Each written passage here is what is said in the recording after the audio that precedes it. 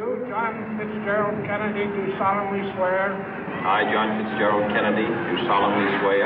That you will faithfully execute the office of President of the United States. That I will faithfully execute the office of President of the United States. And will, to the best of your ability. And will, to the best of my ability. Preserve, protect, and defend the Constitution of the United States. Preserve, protect, and defend the Constitution of the United States. So help you God. So help me God.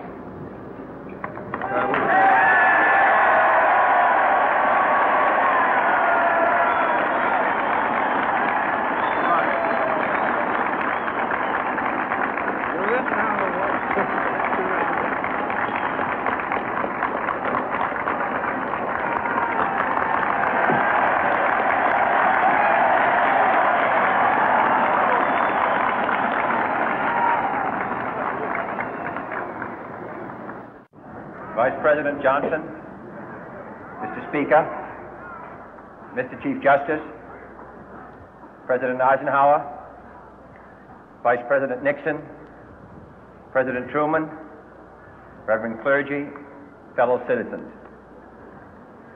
We observe today not a victory of party, but a celebration of freedom, symbolizing an end as well as a beginning, signifying renewal as well as change.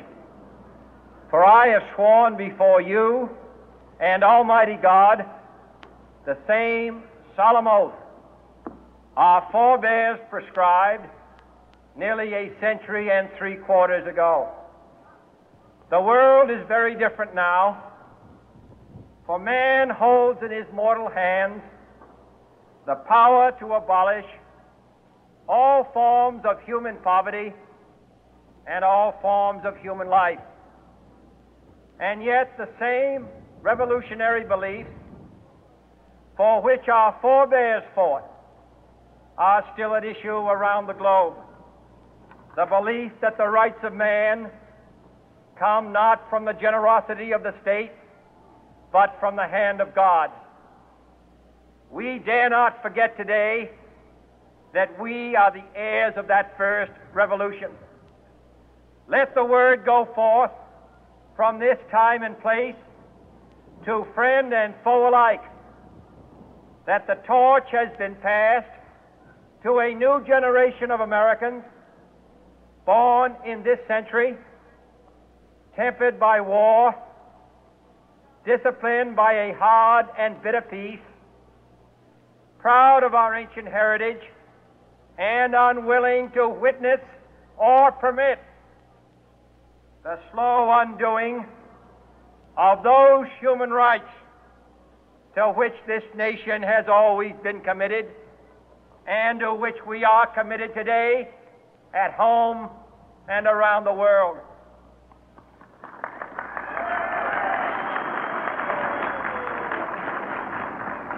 Let every nation know, whether it wishes us well or ill, that we shall pay any price, bear any burden, meet any hardship, support any friend, oppose any foe to assure the survival and the success of liberty.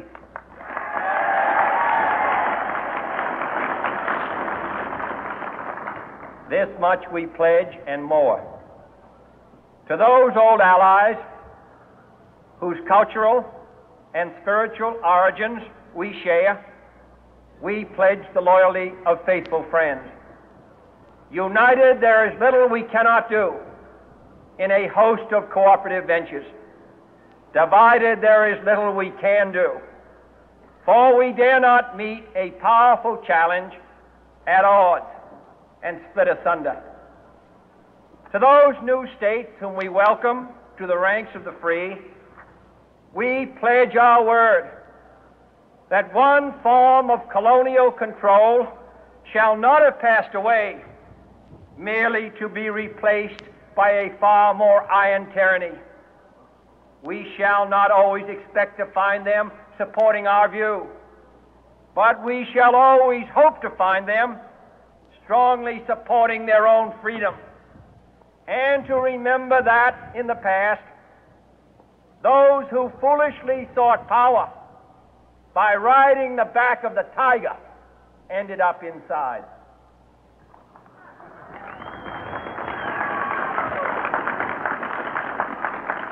To those people in the huts and villages of half the globe struggling to break the bonds of mass misery, we pledge our best efforts to help them help themselves for whatever period is required, not because the communists may be doing it, not because we seek their votes, but because it is right. If a free society cannot help the many who are poor, it cannot save the few who are rich.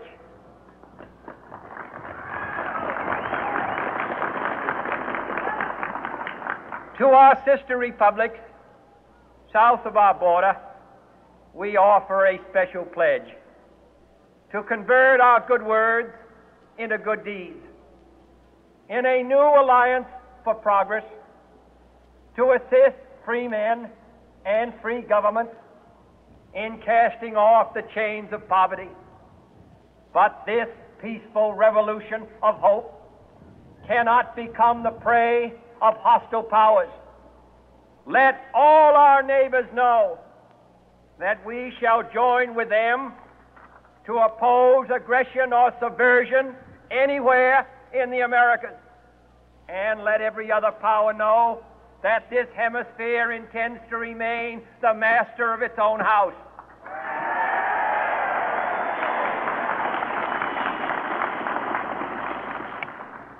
To that world assembly of sovereign states, the United Nations, our last best hope, in an age where the instruments of war have far outpaced the instruments of peace, we renew our pledge of support to prevent it from becoming merely a forum for invective, to strengthen its shield of the new and the weak, and to enlarge the area in which its writ may run.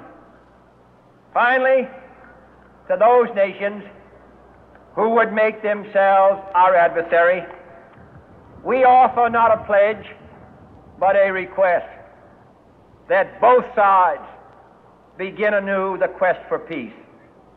Before the dark powers of destruction, unleashed by science, engulf all humanity in planned or accidental self-destruction, we dare not tempt them with weakness, for only when our arms are sufficient beyond doubt can we be certain beyond doubt that they will never be employed.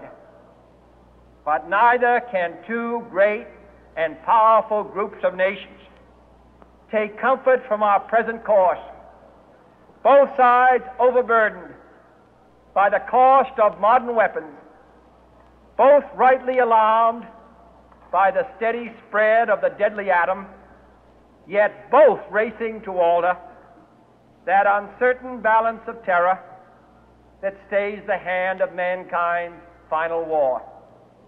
So let us begin anew, remembering on both sides that civility is not a sign of weakness, and sincerity is always subject to proof. Let us never negotiate out of fear, but let us never fear to negotiate.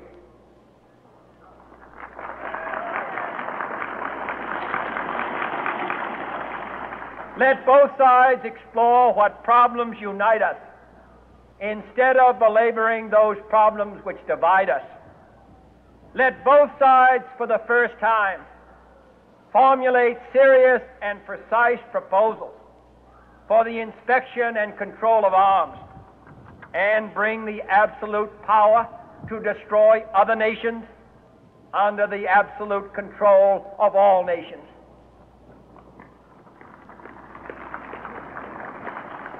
Let both sides seek to invoke the wonders of science instead of its terrors. Together, let us explore the stars, conquer the deserts, eradicate disease, tap the ocean depths, and encourage the arts and commerce. Let both sides unite to heed in all corners of the earth the command of Isaiah to undo the heavy burden and let the oppressed go free. And if a beachhead of cooperation may push back the jungle of suspicion, let both sides join in creating a new endeavor, not a new balance of power, but a new world of law, where the strong are just and the weak secure and the peace preserved. All this will not be finished in the first 100 days, nor will it be finished in the first 1,000 days, nor in the life of this administration, nor even perhaps in our lifetime on this planet. But let us begin.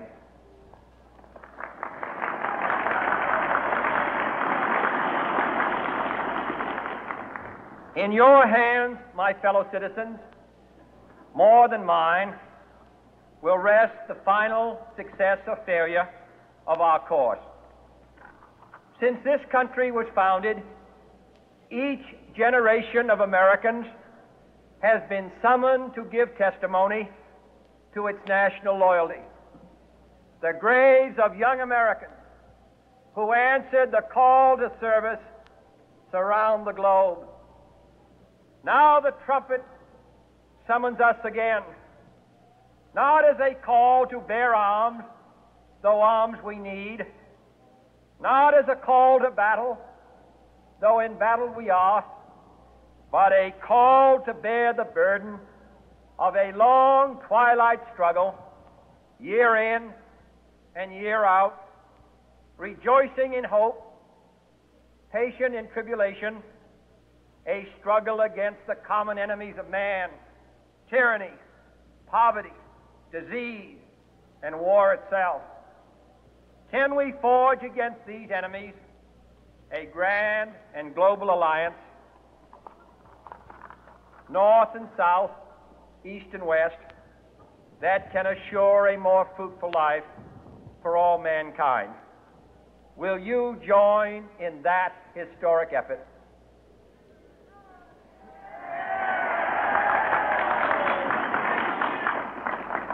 In the long history of the world, only a few generations have been granted the role of defending freedom in its hour of maximum danger.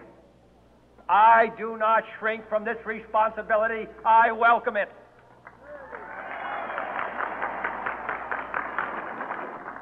I do not believe that any of us would exchange places with any other people or any other generation. The energy, the faith, the devotion which we bring to this endeavor will light our country and all who serve it. And the glow from that fire can truly light the world. And so, my fellow Americans, ask not what your country can do for you, ask what you can do for your country.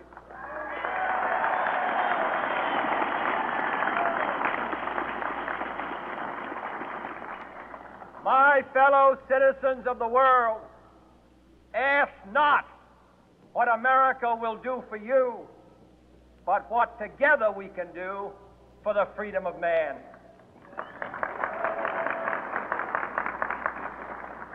Finally, whether you are citizens of America or citizens of the world, ask of us here the same high standards of strength and sacrifice which we ask of you. With a good conscience, our only sure reward, with history the final judge of our deeds, let us go forth to lead the land we love, asking His blessing and His help, but knowing that here on earth God's work must truly be our own.